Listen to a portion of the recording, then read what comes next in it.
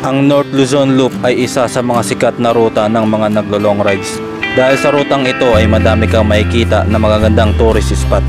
Kaya naman mula San Miguel, Bulacan ay babiyahe tayo ng halos 480 km hanggang sa bayan ng Apari. Tara, samahan nyo akong bumiyahe. Let's go!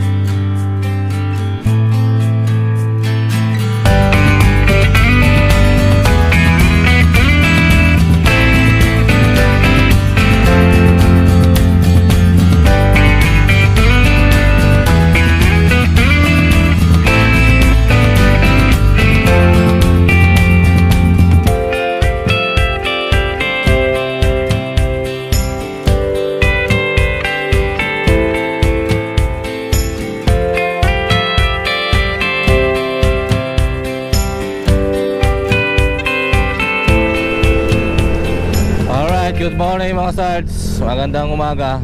Bale, andito tayo ngayon sa San Miguel, Bulacan. Dito sa Camyas Cebu Road. Bale, Barangay Santa Ines na yata to. So, bale, may biyahe tayo ngayong araw. Biyahe natin ngayon ay North Luzon Loop. Bale, matagal na din kasi natin pinaplano to, hindi matupad-tupad. So ngayon nagkaroon tayo ng konting pagkakataon, kaya bibirahin natin yan. Siguro para mga 1,200 km yata yung ruta ko kasi mula dito San Miguel, Bulacan, babiyahe tayo ngayon hanggang Apari, Cagayan. Tapos Cagayan to Bigan, then Bigan, Pangasinan. Tapos Pangasinan pauwi dito sa sa San Miguel, Bulacan. Hindi ko lang agad na-check kasi kung ilang kilometers yung kabuuan niya. Balihan niya na lang sa screen, tingnan nyo na lang magiging ruta natin. Siguro kaya to 2 araw. Tutulog tayo na isang gabi sa mga lodging house. Tapos birahin natin kinabukasan. Sana kayanin.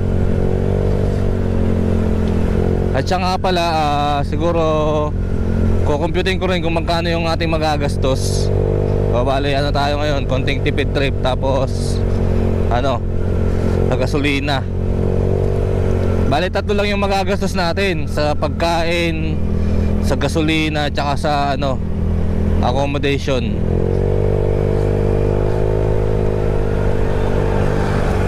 Nagdala na rin kasi ako ng mga toiletries, yung mga pang hygiene natin, sabon, toothbrush, shampoo, para hindi na tayo bibili.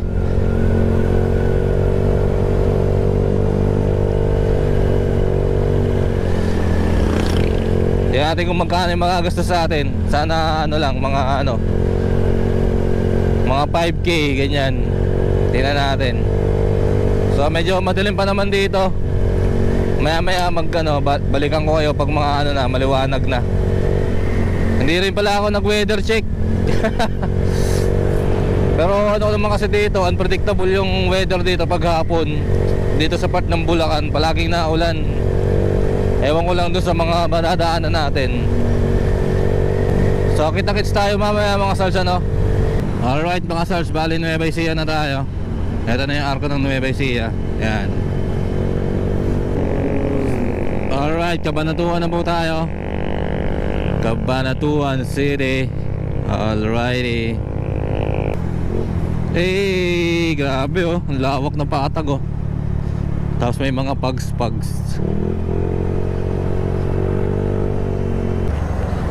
Okay, bali palabas na tayo ng Cabanatuan. Ayan maraming salamat po. Ewan ko lang kung anong bayan na yung kasunod na ito. San Jose siguro to. Llanera. Kita nyo ba yung sunrise mga Sards? Sana kung gaano nakikita ng mata ko, ganun din sa camera. Ganda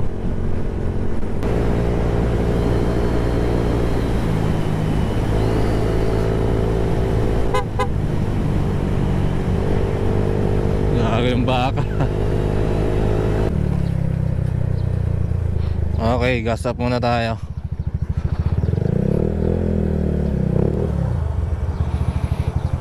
Full tank, unleaded.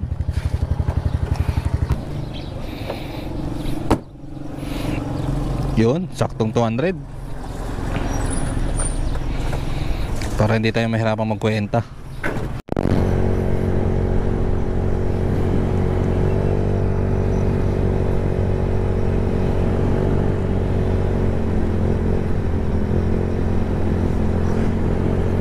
Alright, bali first gastos natin ngayong araw ay 200 pesos para sa full tank ng ating Mio. Naghahanap ako ng mayroong mapagkapihan wala akong makadaanan. Siguro sa part na lang ng San Jose City. Malapit naman na tayo, ilang kilometro na lang.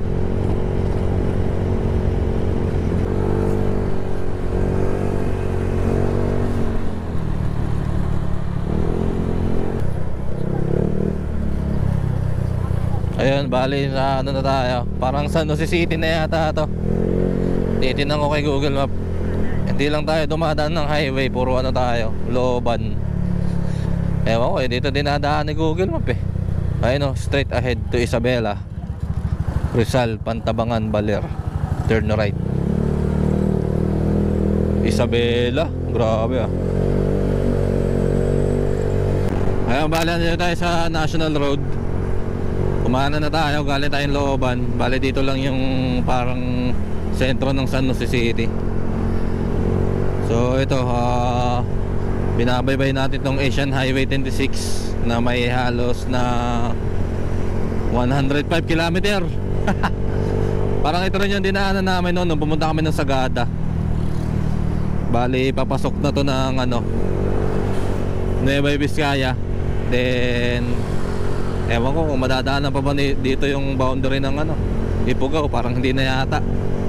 Nueva Vizcaya tapos Isabela na yata yung sunod nito. Then Tugigaraw, tapos Cagayan, parang ganun. Ewan ko lang kung tama yung pagkakasunod ng mga nabanggit ko na probinsya.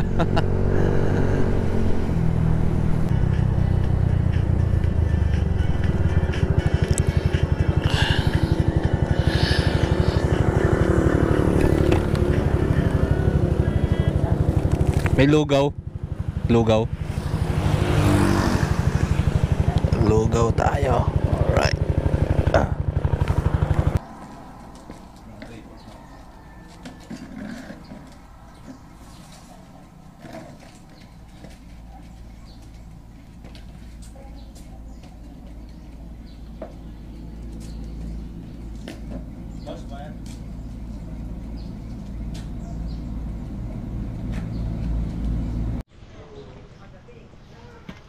Tapos na maglugaw at magkape.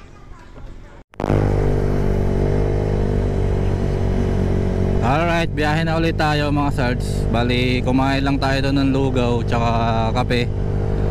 So bali siya, 35 pesos lahat. Siguro 25 pesos yung lugaw tapos 10 pesos yung kape, para medyo mainitan yung tiyan natin. So bali paakit na tayo ng parang kabundukan na to ng Nueva Ecija Tapos sunod niya Nueva Vizcaya na. Sana maganda yung weather doon. Last time kasi dumaan kami dito ng asawa ko, papunta kami ng Sagada. Dito sa baba ganito din, maganda yung weather. Pagdating doon sa taas masyadong ma-fog, tapos umaambon-ambon. Sana ngayon okay yung weather doon sa taas. Maganda na yung daanan dito, solid. Ito na yung tunnel ng Nueva Ecija pagka papasok ka na ng kabundukan. Hindi naman total yung tunnel, lang, maliit na tunnel lang. Let's go.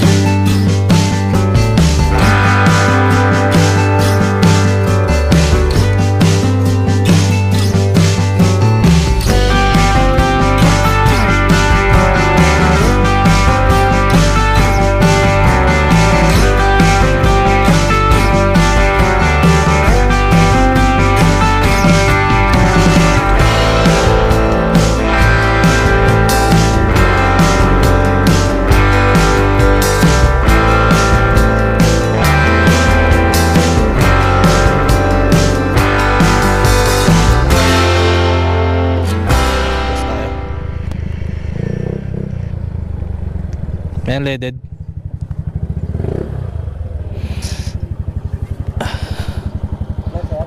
Full tank, unleaded.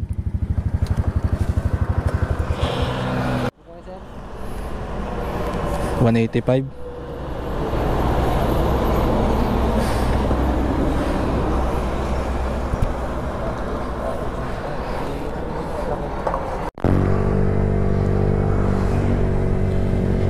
Ayan, bali ano, another gas up, another full tank. So bali 185 yung ano, gas up natin ngayon. So kanina from 200 to 185, nakadalawang full tank na tayo. Meron tayong 385 plus yung kinain natin kanina ay 35 pesos. 385 plus 35 is 420 goods. 420 na yung nagagastos natin ngayong araw.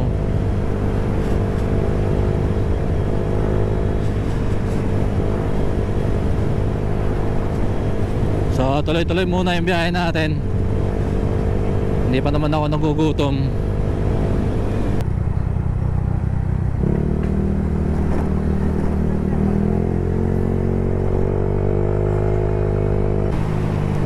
Masarap kainan dito. Yeah. Ah.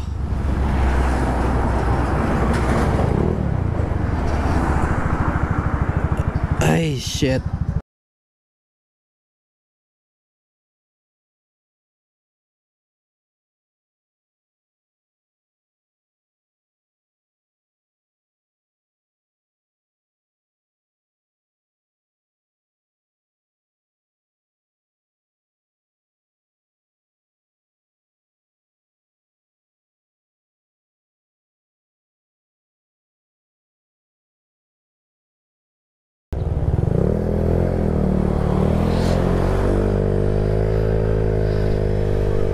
So ayun, bali ang kinain natin doon ay 165.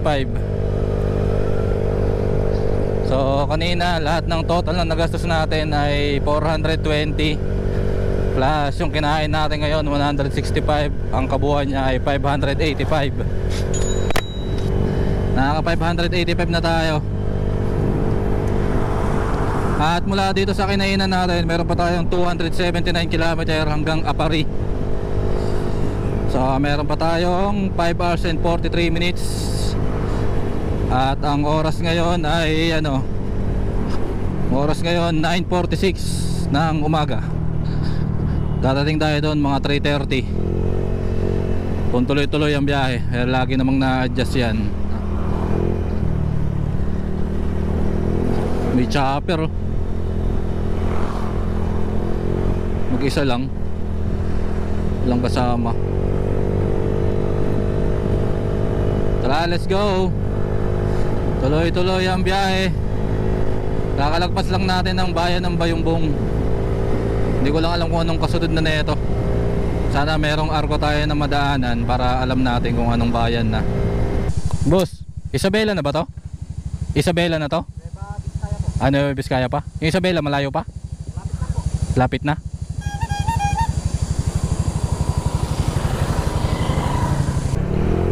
Ayun, Cordon, Isabela. Galing kay Save More. Ito siguro yun unang bayan na Isabela. Ako naman dito. Stop over naman tayo dito.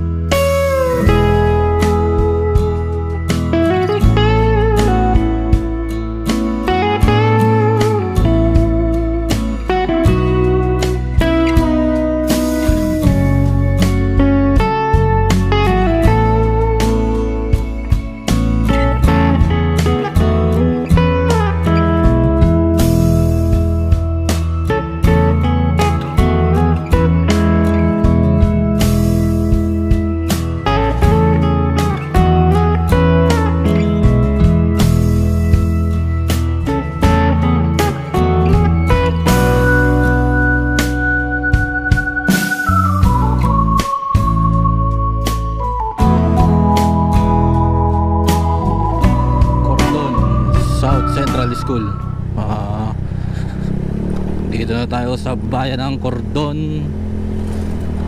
Parang unang bayan papasok ng Isabela.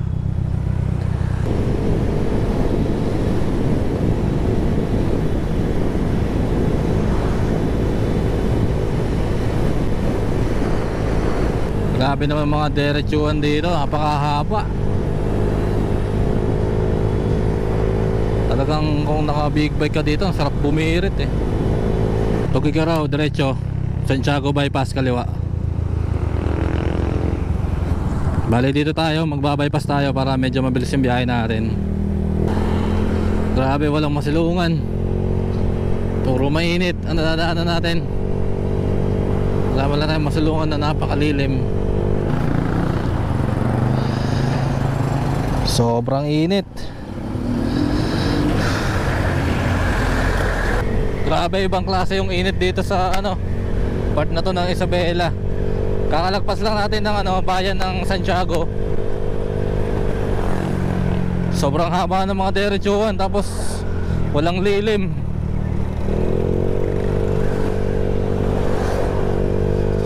Grabe oh. 11 pa lang, parang parang alas 2 na. Wala una. Grabe diretsuhan. Yung natatanaw mo ngayon na pinakamalayo, pag narating mo yan, meron pang another na mahabang diretso. Kanina akala ko yun na yung last eh. Pagdating dito may mahaba na namang diretso. Bayan na tayo ng Ramon. Tama ba? Ramon ba yun? Ramon Isabela.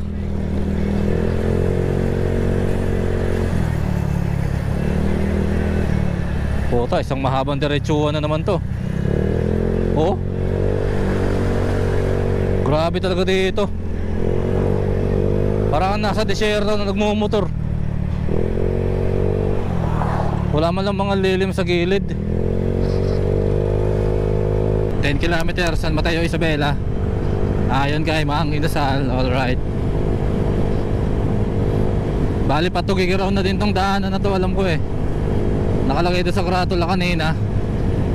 May signboard na ng Tugigaraw, straight ahead. Bayan na tayo ng San Mateo. San Mateo, Isabela. Alright.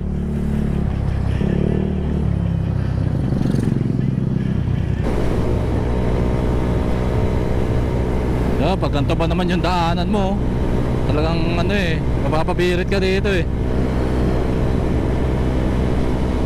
Lalo pag walang gaano sasakyan.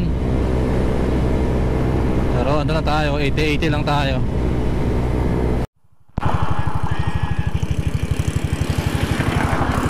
Init. Sumilo muna tayo dito sa may lilim. Nga ba ng mga diretsuhan. Tapos nagpalit din tayo ng battery ng GoPro natin.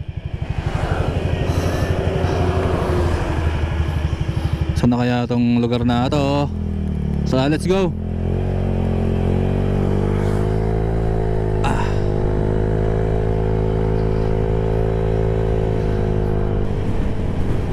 Hindi mabasa. Kabatuan, Isabela. Kabatuan, Isabela. I love Magdalena. Pero kumaliwa na tayo dito.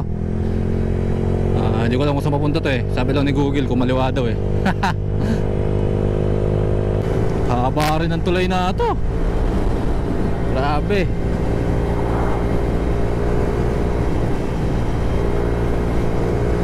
Oh.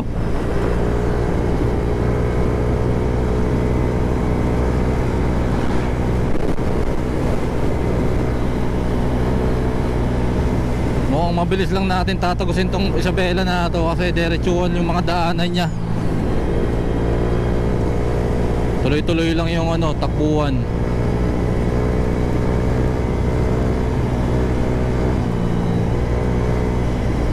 Ayun, may arko dito. Ano kaya itong arko na to? Aurora. Aurora. Baka bahay ng Aurora. Baka Aurora Isabela.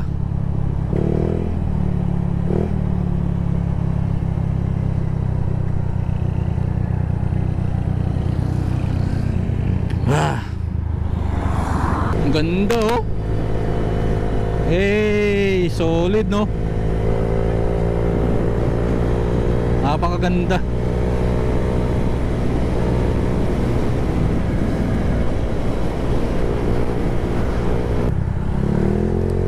Dito na tayo sa bayan ng Aurora, Aurora Isabela.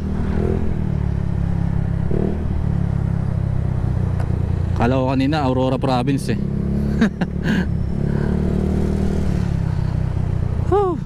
Grabe, init sobra.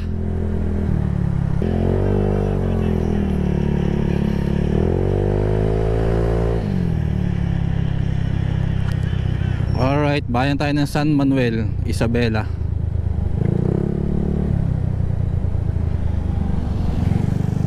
Gas up.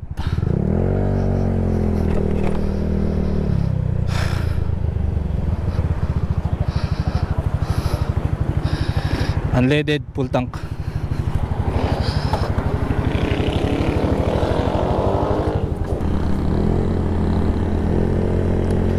Alright, bale 200 yung gas up natin kanina. So pangatlong full tank na natin to. Pangatlong pagpapagas na natin pala. Bale pang-apat na full tank na. Bale yung total niya kanina, 'di ba, ano, 585. So plus 200 edi 785. 785 na yung nagagastos natin sa mga oras na to. Ang target naman natin ngayon ay hanap tayo ng makakainan.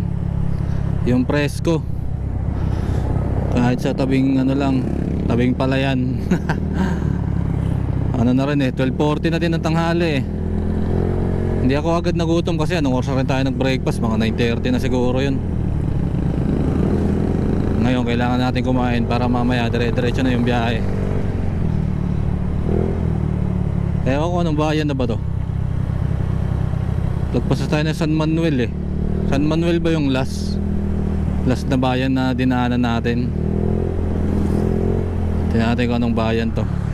Eh, nakakita din ng malilim na pwedeng kainan. Oops, yeah. Dito tayo mag-park sa may puno.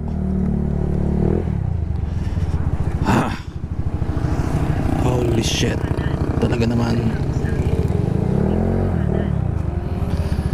Tapos na akong kumain. 75. Nakain natin 75. Isang ulam, tsaka isa't kalating kanin. Mura lang ano. Ayun, tapos na tayo kumain.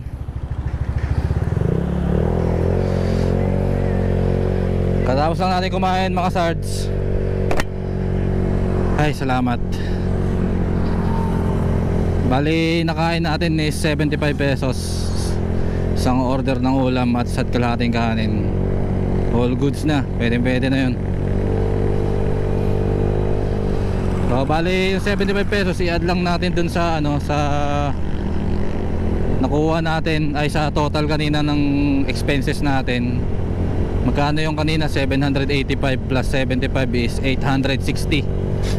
Bali 860 na yung lahat ng nagagastos natin. So mula dito sa bayan na to, ewan ko, parang kakalagpas lang yata natin ng Roas Isabela eh. Meron pa tayong ano, 171 kilometer.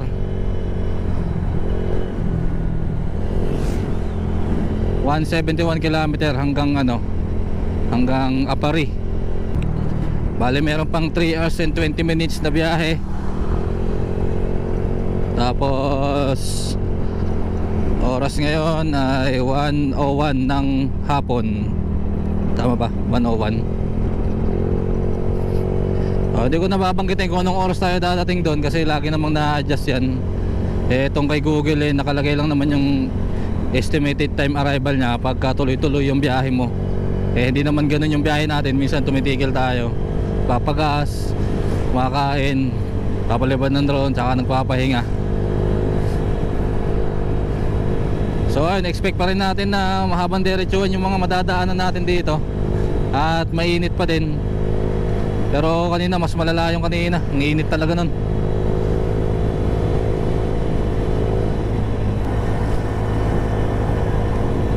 Pagkatapos natin kumain ng pananghalian ay bumiyahe na ulit tayo. Syempre mahabang diretsuhan na naman ang ating tatahakin. Mula sa probinsya ng Isabela papuntang Tuguegarao ay talagang mag-e-enjoy ka sa mga view na madadaanan mo hanggat sa mararating mo itong napakagandang view bago dumating ng Tuguegarao.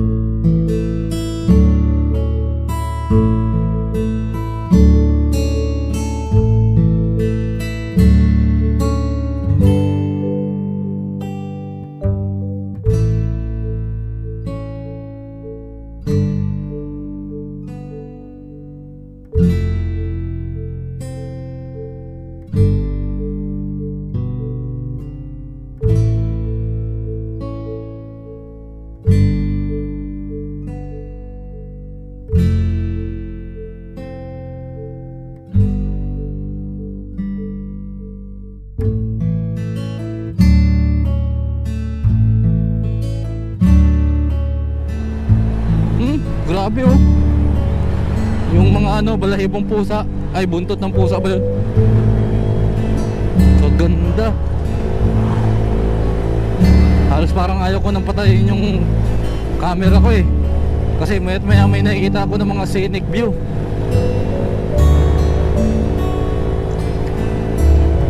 Yan oh. Wala. Ey, grabe oh. Solid oh.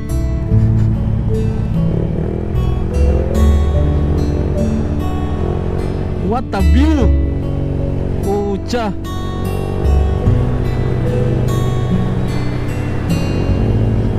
Kinikilabutan ako sa mga gantong nakikita ako. Ganda ang wala.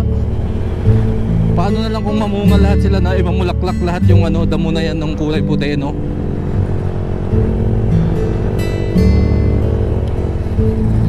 Alright, welcome to Tuguegarao. Tuguegarao City. Alrighty.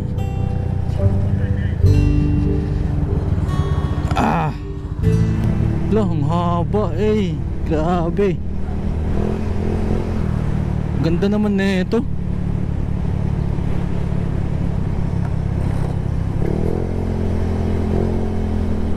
Ito yung dadaanan mo pagpapasok ka ng Tuguegarao.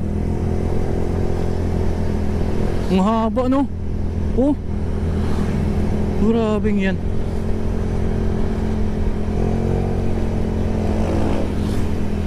Ang ganda tingnan sa malayo.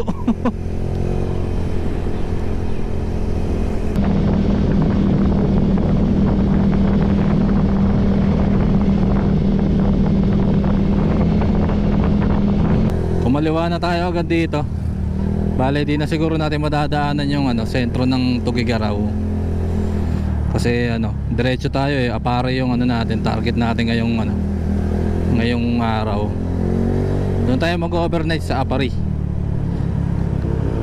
Ay, grabe kainit.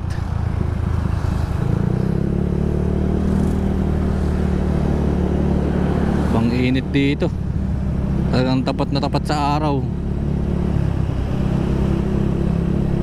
Region 2. Cagayan Valley Medical Center.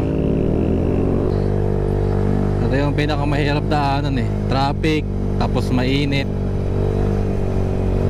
Ibang klase yung init eh. Tumatago sa damit, nakakapaso. Kaya mas maganda pa magmotor ng magmotor eh. Ay paano kung traffic nga.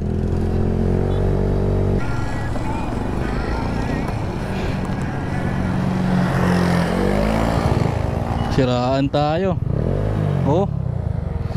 Ayaw mabante ng motor ko. Puta.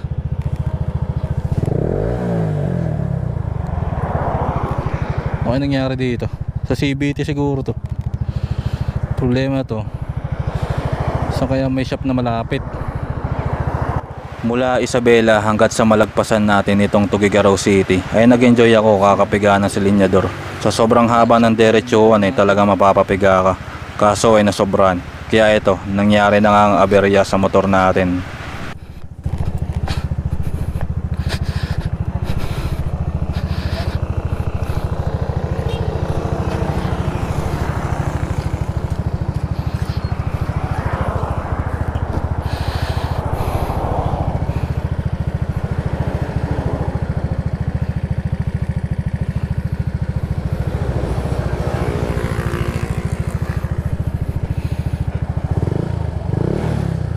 Ayaw umiikot eh oh. Kahit anong bomba mo. Iniwan ko muna yung motor. Yan dito kung may motorcycle shop dito. Mga ilang meters din to. Ang hirap kung magtutulak tayo tas wala pala dito.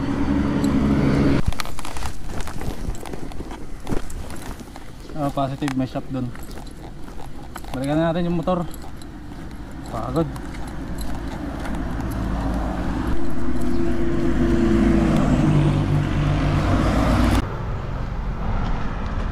Simulan na natin.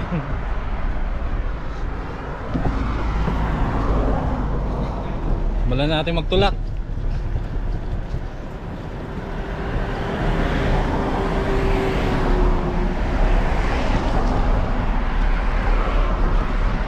Diyan malayo-layo pa yun, mga kalahating kilometro.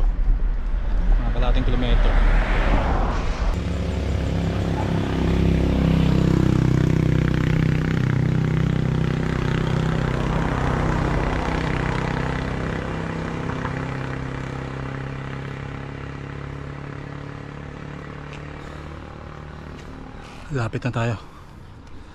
Konting taste na lang. Sir, ito sir. Ay, hindi.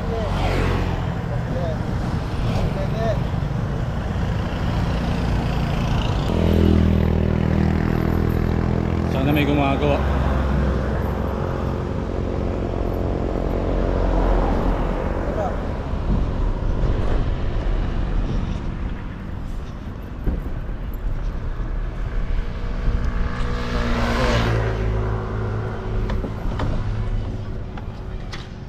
Boss, ay, pwede magpaayos ng motor?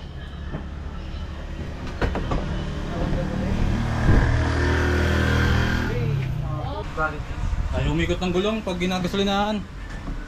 Ha? Ay, umikot. Yeah. Dali siguro yung panggilid eh.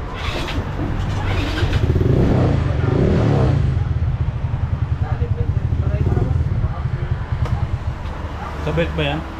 Baka sa belt niya, baka putol yung belt niya. O minsan, kumalas yung huli niya eh. Pero wala ka naman narinig na parang gumanon? Wala. Bigla lang Tumigil? Hindi, bigla lang tumaas yung revolusyon. Parang gano'n na. Parang natanggal yung kadena ba? Ah, wala na to.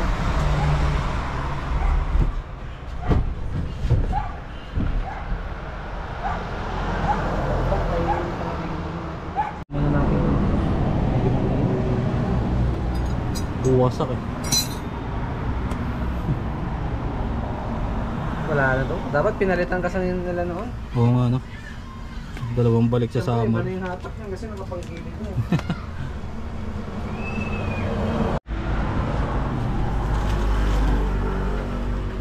Kabit tayong bago. Doon ka sa ba? Hindi naman.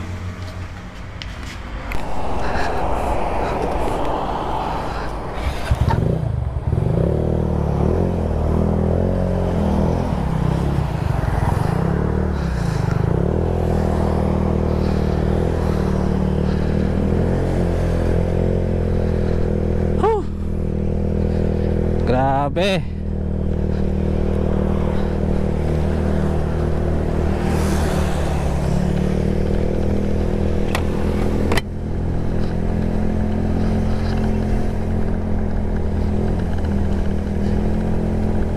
ayun, okay na ulit yung motor natin.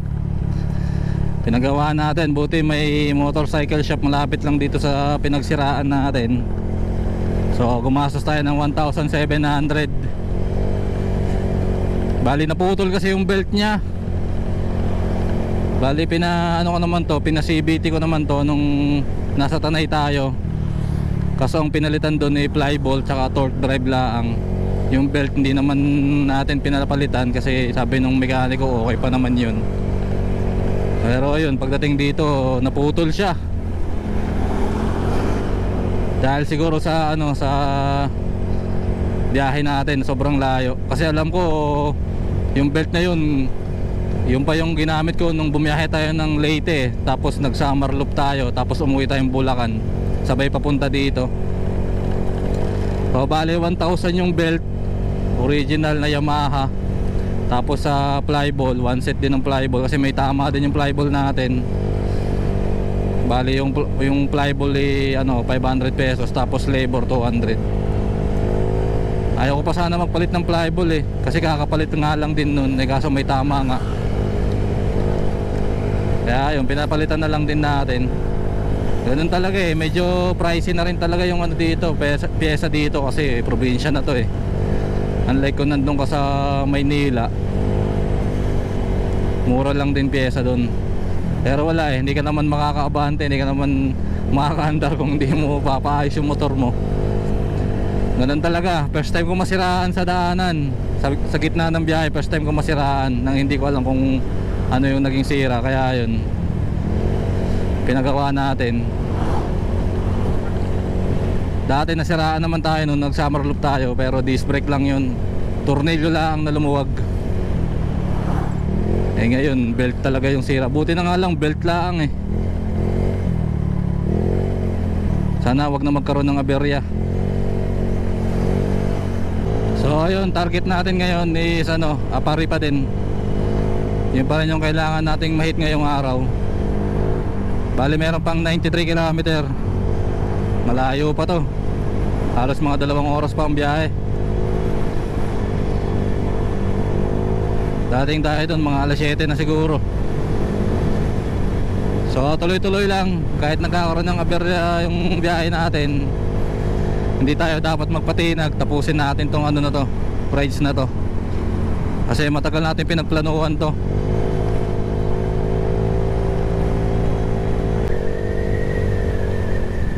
Checkpoint. Checkpoint.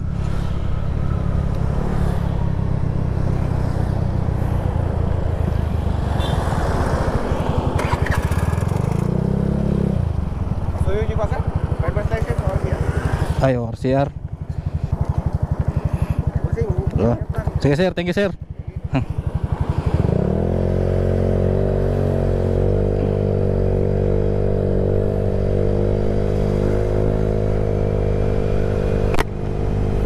Ang dami tumitigil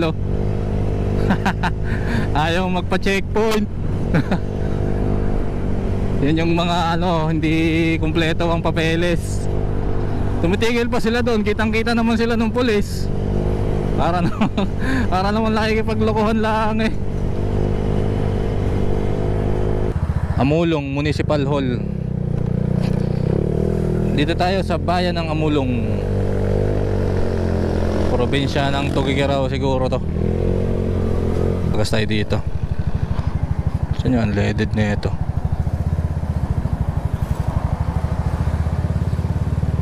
May unleaded? Unleaded? Unleaded?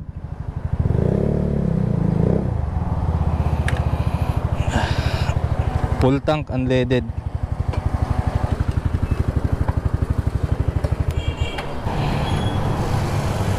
$160.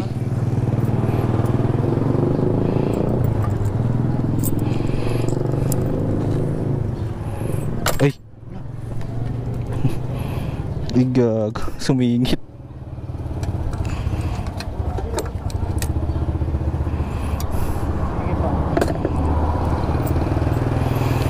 Ayun, 160. Ayun, 160 yung nagas natin. So magkano yung total kanina? 860.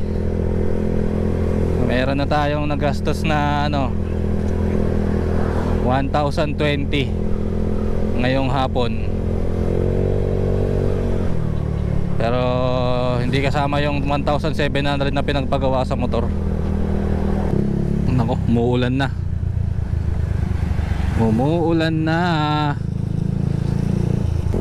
Ayan, nagsuot tayo ng kapote kasi medyo umaambon eh. Humina naman siya kanina. Pero ito dahil umaambon, medyo malakas yung tama sa atin ng ulan gawa ng maandar tayo eh. Province na pala tayo ng Cagayan.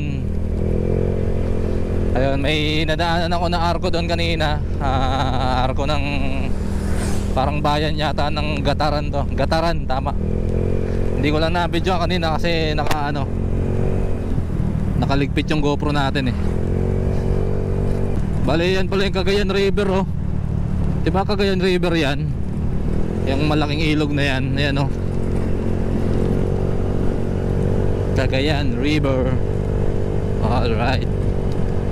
Taran. Parang ito na yata yung municipality ng Gataran.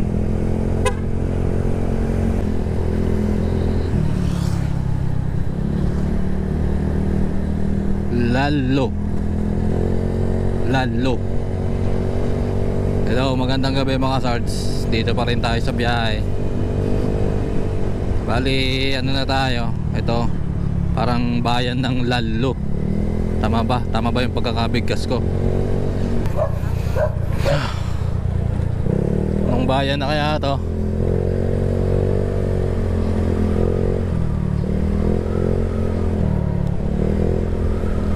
Camalaniugan.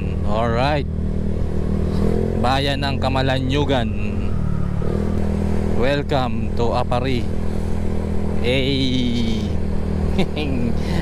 Achievement unlock. Alright. Siyempre hindi pwedeng walang picture yan.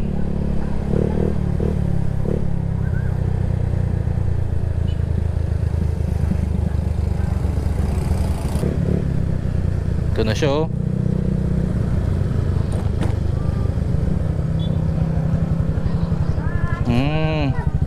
Dami nakatambay. Ayun, nakakuha naman tayo ng picture doon sa marker ng Apari. Kaso medyo madilim na eh. Ewan ko lang kung kita sa camera yun. Bale, hindi rin pala tayo pwedeng dito hindi rin pala tayo pwede na dito magtapos-tapos. Kasi yung expenses natin hindi pa natin nakukompute. Kasi kakain pa tayo ngayon, magpapagas pa tayo ulit, full tank, tapos magbabayad ng accommodation. Siguro sa lodge na lang tayo magtapos-tapos para ma-compute ko rin ng maayos yung mga nag-aasas natin ngayong araw na to. Para bukas, another computation para sa mga magagastos natin. Para makahanap tayo ng lodging house habang naghahantay ng pagkain dito.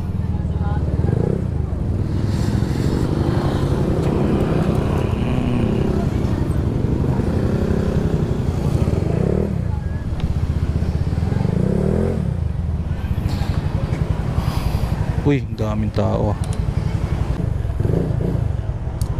Ayun, tapos na tayo kumain sa Jollibee.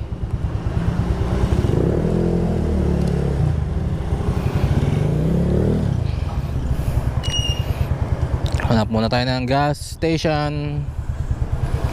Ayun, paggas tayo dito sa Petron.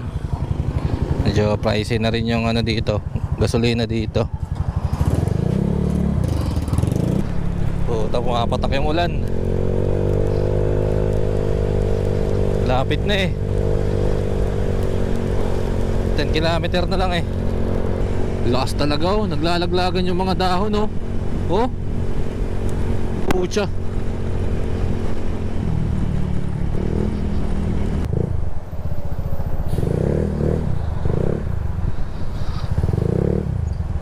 Saan yung garahe na ito?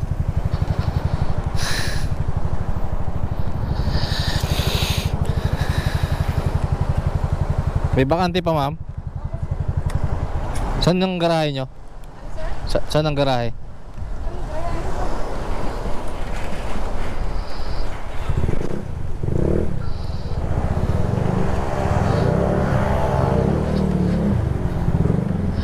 Pag ganito lang? Pwede yung pang din. Ay, pag ano na lang.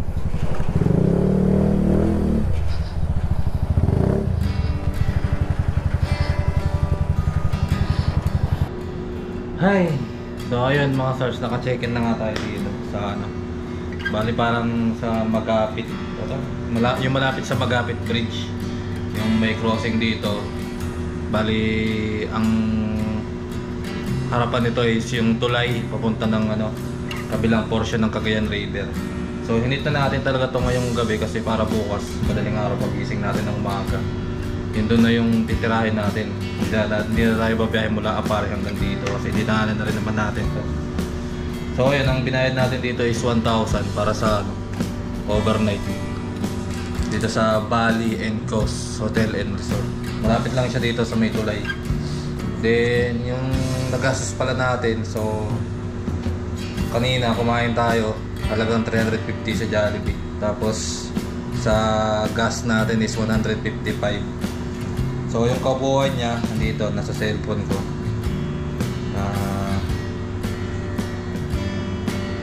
Bali ito yung gas up natin. Una 200 pesos, 185, 200, 160, 155. Bali naka-apat tayo na full tank. Bali may kabuuan siya na 900 pesos.